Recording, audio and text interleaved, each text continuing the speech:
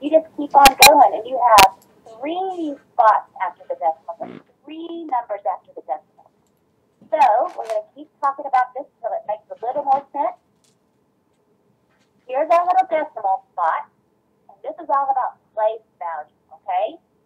Now, when we talked about place value at the beginning of the year, we talked about this a little bit.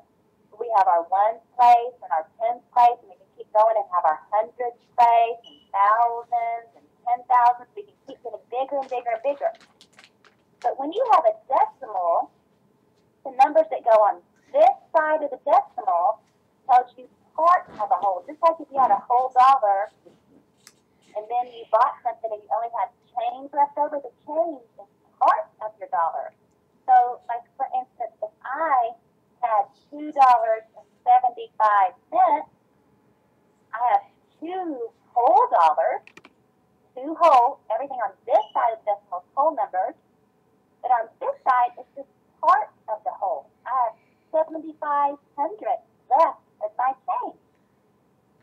So, we're going to look at it, and this is what you might actually see something like this on the CRT sheet.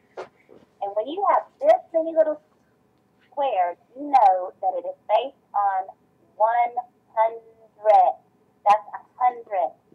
Now, what it wants us to do is count this and write it as a fraction and write it as a decimal.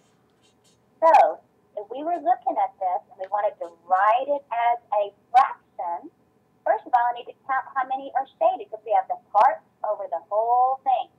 So I'm going to count by 10, 10, 20, 30, 40, 50, 60, 61, 62, 63, 64, 65.